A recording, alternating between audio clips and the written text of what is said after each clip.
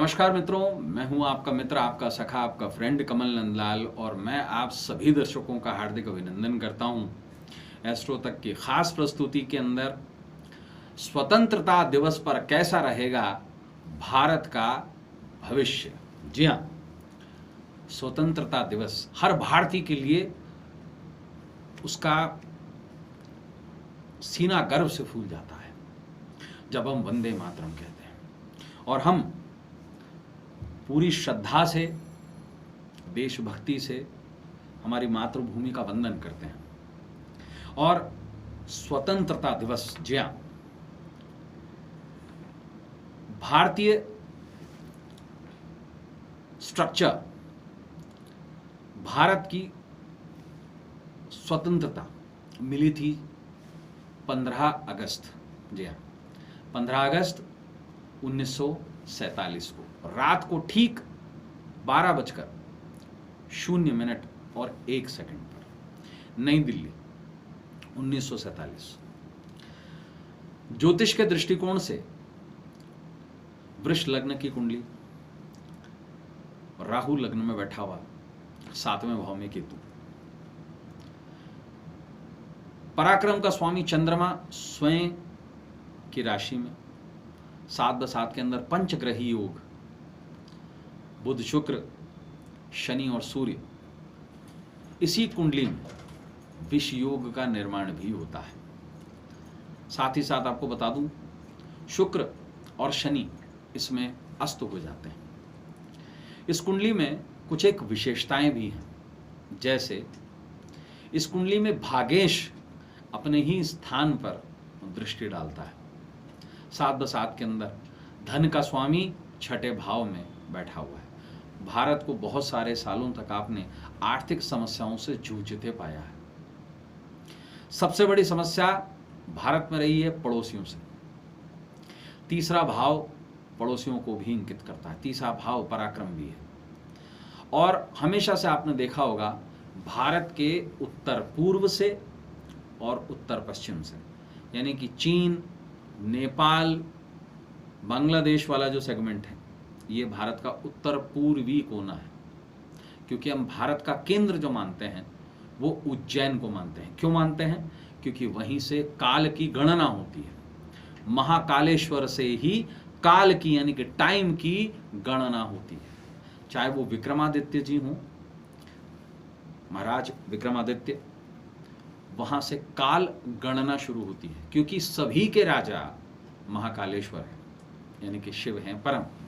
क्योंकि काल से परे सिर्फ एक चीज है, वो है परमेश्वर शिव। वर्तमान स्थिति के अंदर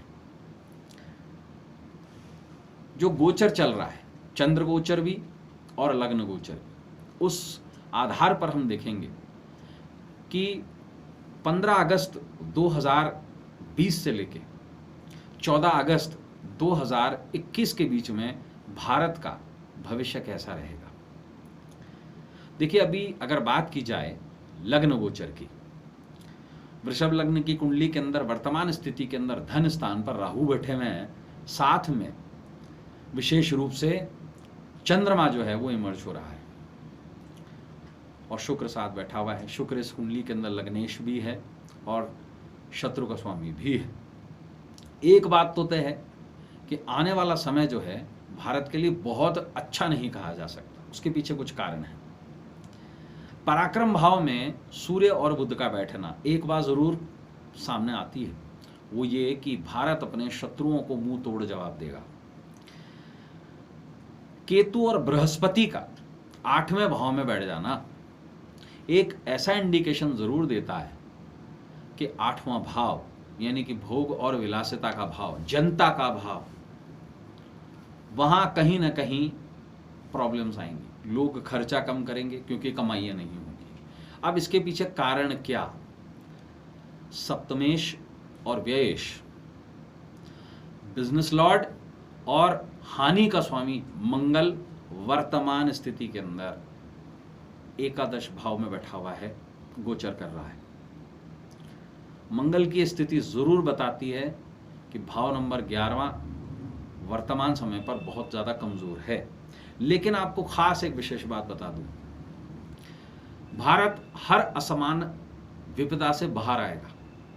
उसका कारण यह है कि तीसरे भाव में सूर्य का बैठ जाना और बुध का बैठ जाना, धनेश का बैठ जाना और पंचमेश का बैठ जाना भारत के भविष्य को सुदृढ़ कर देता है। दूसरी बात, लग्न गोचर के हिसाब से शनि का अपने ही स्थान पर बैठना, एकादश भाव में दृष्टि देना, पराक्रम भाव में दृष्टि देना, 7/7 के अंदर छठे भाव पर दृष्टि देना, एक बात को सुनिश्चित कर देता है कि समस्याएं हैं जरूर लेकिन सुलझेंगी जरूर। कब सुलझेंगी मैं आपको बता देता हूं। भारत पे वर्तमान स्थिति के अंदर चंद्रमा की महादशा चल रही है, उसमें शनि का अंतर चलेगा। ये चलेगा एग्जैक्टली 10 जुलाई 2021 तक। शनि भारत की कुंडली में भागेश का रोल प्ले करता है और चंद्रमा पराक्रम भाव का रोल प्ले करता है। एक बात बहुत साफ है, बिल्कुल क्लियर है, आने वाले दिन में बाधाएं जरूर होंगी, लेकिन वो बाधाएं इतनी बड़ी नहीं होंगी कि लोग उससे उबर ना पाए। हाँ, शनि जहां दृष्टि डालता है वहां समस्या जरूर उत्पन्न करता है। लग्न गोचर में और चंद्र गोचर में दोनों में काफी अंतर है भारत की कुंडली में। 7वें भाव में चंद्र गोचर में शनि का बैठना एक बात को सुनिश्चित कर देता है कि पार्टनरशिप्स बढ़ेंगी और बहुत अच्छी कंपनीज भारत को मिल सकती हैं। ऐसी संभावनाएं बिल्कुल जागृत होती हैं। विदेशी कंपनियां भारत में इन्वेस्टमेंट जरूर कर सकती हैं, ऐसी संभावना बिल्कुल है। लग्न गोचर के हिसाब से नहीं, चंद्र गोचर के हिसाब से। राहु का 12वें भाव में बैठना चंद्रमा के साथ चंद्र गोचर में एक अपने आप में बड़ी प्रॉब्लम दिखाता है। तो ऐसा जरूर माना जाता है कि सितंबर तक या अक्टूबर के फर्स्ट वीक तक भारत पर जितना भी इंपोर्ट और एक्सपोर्ट हो रहा है वो बहुत ज़्यादा कारगर सिद्ध नहीं होगा। भारत बहुत ज़्यादा अच्छी स्थिति में नहीं आ पाएगा। लेकिन जैसे ही 23 सितंबर के बाद भारत की कुंडली से, चंद्र गोचर कुंडली से राहु ट्रांजिट करेगा 11th हाउस में, निश्चित रूप से बहुत बड़ी सफलता भारत को मिल सकती है। अब एक स्थिति हमारे सामने जरूर आती है। 15 अगस्त 2020 रात को 12:00 यानी कि 0:00 की कुंडली क्या कहती है, बहुत इंपॉर्टेंट। इस बारे में हम जरूर जानते हो, इसी को ही बोलते हैं सोलर रिटर्न चार्ट। इसके अलग अलग तरीके हैं।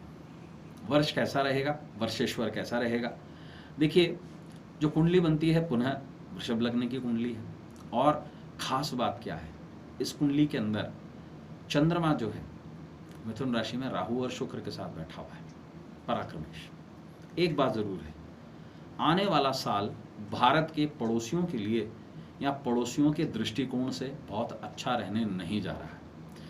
संभवतः क्योंकि इस समय मंगल की विंशोत्तरी विद्यमान है, ऐसे में ये लाजमी हो जाता है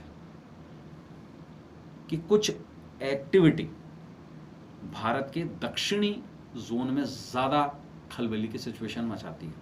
मंगल साउथ को रिप्रेजेंट करता है और मंगल का 11वें भाव में बैठना फाइनेंशियल दृष्टिकोण से भारत को थोड़ा नीचे लेकर जाता है। नवमांश कुंडली की अगर हम बात करें और 7/7 के अंदर बात करें D16 चार्ट की, बहुत शुभ और प्रभावशाली कुंडली बनती है। लेकिन साल 2020 में 15 अगस्त 2020 से लेकर 14 अगस्त 2021 तक का जो समय है, भारत के फाइनेंशियल एस्पेक्ट्स पे बहुत ज़्यादा अच्छा नहीं पड़ेगा। संभावना ऐसी ज़रूर नज़र आती है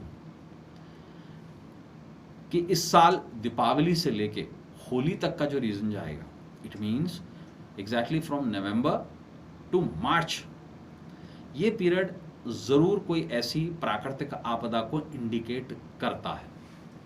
7/7 के अंदर ऐसी स्थिति ज़रूर बनती है जहाँ पर हम ये कह सकते हैं कि भारत के दक्षिण में कहीं ना कहीं दिक्कतें ज़रूर आएंगी। ये जो समय है, इस समय पे असामान्य वर्षा ज़रूर इंडिकेट होती है और मूलतः भारत का नॉर्दर्न सेगमेंट और सेंट्रल सेगमेंट इससे बहुत ज़्यादा पीड़ित होता हुआ दिखाई देता है। लेकिन निश्चित रूप से अगला मानसून जो आएगा वो दक्षिणी प्रदेशों के लिए बहुत ज़्यादा हानिकारक हो सकता है। भारत काफ़ी हद तक बचाव की स्थिति में ज़रूर आ जाएगा, और मैं ये मानता हूँ कि 15 अगस्त 2021 से पहले पहले भारत अपने नॉर्मल लेवल पे, जो कोरोना काल से पहले की स्थिति है, उस पर ज़रूर लौटेगा, और उसमें काफ़ी हद तक सफलता भी हमें मिलेंगी। और ये एग्जैक्टली सिचुएशन दिखाई देती है लगभग नवंबर एंड 2020 के बाद। ऐसी संभावना ज़रूर आती है नज़र कि जब सूर्यदेव वृश्चिक राशि में गोचर करेंगे, भारत की कुंडली के 7वें भाव में गोचर करेंगे, वो समय ऐसा ज़रूर होगा जब उन्नति और उत्थान की स्थिति ज़रूर बनेगी। और विशेष रूप से ये कंडीशन हमें दिसंबर ऑनवर्ड्स के लिए दिखाई देती है। सर्वश्रेष्ठ समय भारत में उछाल का समय तब आएगा जब सूर्य और शनि की युति हो जाती है 14 जनवरी 2021 के इधर उधर। तब ऐसी स्थिति ज़रूर बनती है जब काफ़ी अच्छे फाइनेंशियल एस्पेक्ट्स भारत को ज़रूर मिलते हैं। तो मित्रों, भारत के जन के लिए ये समय जो है थोड़ा सा कष्टकारी ज़रूर सिद्ध होता है, लेकिन हाँ, राहत ज़रूर नज़र आती है दिसंबर 2020 के बाद में। और विशेष तौर से जैसे ही बृहस्पति 20 नवंबर को ट्रांजिट करेगा भारत के लग्न गोचर में 9वें भाव में, निश्चित रूप से सुधार आपको काफ़ी हद तक दिखाई देंगे। इसके अलावा एक विशेष एक्टिविटी ज़रूर होने जा रही है 23 सितंबर को। जैसे ही राहु और केतु अपनी राशि परिवर्तित करते हैं, उस समय पर ज़रूर ऐसी एक्टिविटी हो सकती है कि सितंबर से लेकर नवंबर के बीच में भारत के जनता का आक्रोश कुछ ज़्यादा हो जाएगा। और मैं ईश्वर से ये प्रार्थना करता हूँ और मैं ये आशा करता हूँ कि आने वाला एक साल भारतीय स्वतंत्र भारत के लिए सर्वश्रेष्ठ सिद्ध हो। इन्हीं मनोकामनाओं के साथ में मैं एक भारतीय कमल नंदलाल आप सभी मित्रों को, एस्ट्रो तक के सभी दर्शकों को बहुत सारी शुभकामनाएं देता हूं भारतीय स्वतंत्रता दिवस की। हमारा राष्ट्र फले फूले, समृद्धि आए, जन जन में समृद्धि व्याप्त हो, हर जन सुखी हो और दुख दूर हो। हम यही कामना करते हैं। और इसी के साथ ही कमल नंदलाल की ओर से सभी को वंदे मातरम, जय हिंद।